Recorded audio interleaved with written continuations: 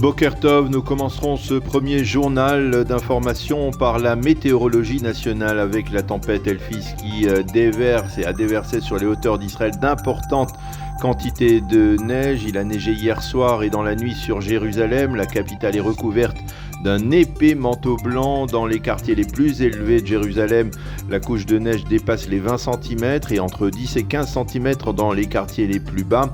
Les autoroutes 1 qui relient Jérusalem à Tel Aviv et 443 sont pour l'instant fermées à la circulation.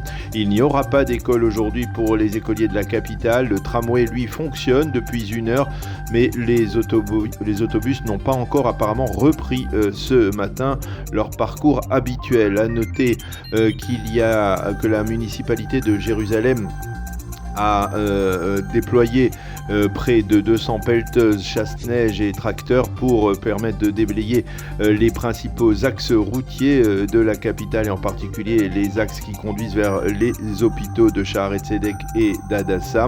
Il n'y aura pas de classe également aujourd'hui, il faut le souligner, à Hameva Seret Tzion, dans le nord du plateau du Golan, à Safed, à Kiryat Arba et dans le Gush Etzion, qui lui aussi a été recouvert d'une épaisse couche de neige. Il devrait encore neiger dans la matinée à Jérusalem et dans le nord du pays, mais ensuite le temps devrait être partiellement nuageux. La tempête Elphis devrait rester parmi nous jusqu'à demain. Et bien entendu, les températures seront très basses. Il fera 6 degrés seulement à Jérusalem aujourd'hui, 12 à Tel Aviv et 18 degrés à Eilat. Parallèlement, il faut souligner que des habitants palestiniens de Jérusalem-Est sont livrés durant la soirée d'hier à diverses agressions, au moment où il commençait à neiger. Dans plusieurs quartiers de la capitale, des pierres ont été jetées en direction des chasse-neige qui déblayaient la chaussée. Même le tramway de Jérusalem a été l'objet de lancers de pierres. Près de la porte de Damas, de jeunes Palestiniens ont accroché sur les murailles de la vieille ville de Jérusalem un drapeau palestinien. La police a arrêté au total 22 suspects de ces actes subversifs. Et puis une autre agression, mais apparemment à mettre sur le compte de militants israéliens ultranationalistes. Cela s'est passé dans la soirée d'hier sur le point de peuplement illégal de Givat Ronen au sud de Naplouse. Un garde-frontière israélien a été agressé à l'aide de gaz lacrymogène par un assaillant israélien. Ce dernier a également crevé l'un des pneus d'une Jeep militaire qui était sur place. Parallèlement, des dizaines de militants, des jeunes des collines, ont participé à une manifestation à proximité et ont incendié des pneus. On peut parler d'une crise aiguë au sein de l'éducation nationale autour de la décision du gouvernement de mettre en application dès aujourd'hui les nouvelles directives sanitaires pour les écoliers et lycéens. En effet, selon ces nouvelles directives, la politique d'isolement est désormais annulée. Les élèves de l'éducation nationale devront procéder 2 fois par semaine, le dimanche et le mercredi matin, à des tests de dépistage. S'ils sont négatifs, ils pourront se rendre à l'école.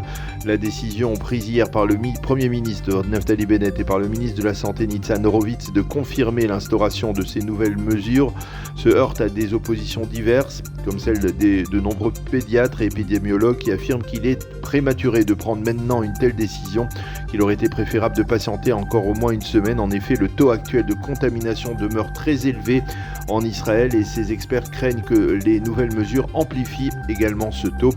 Mais l'opposition la plus farouche provient des syndicats d'enseignants israéliens. Hier soir, la présidente du syndicat des enseignants du primaire, Yafa Ben David, a demandé aux enseignants de ne pas se rendre aujourd'hui à l'école. Mais dans la nuit, le tribunal du travail de Tel Aviv a cassé sa décision et a donné l'ordre à tous les enseignants d'aller à l'école normalement aujourd'hui.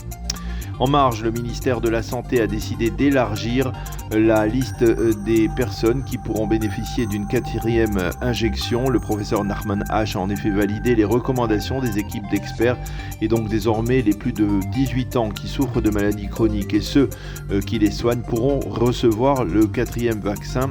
Il faut préciser que ce 4e vaccin ne peut être administré dans les 4 mois suivant le booster, le 3e vaccin.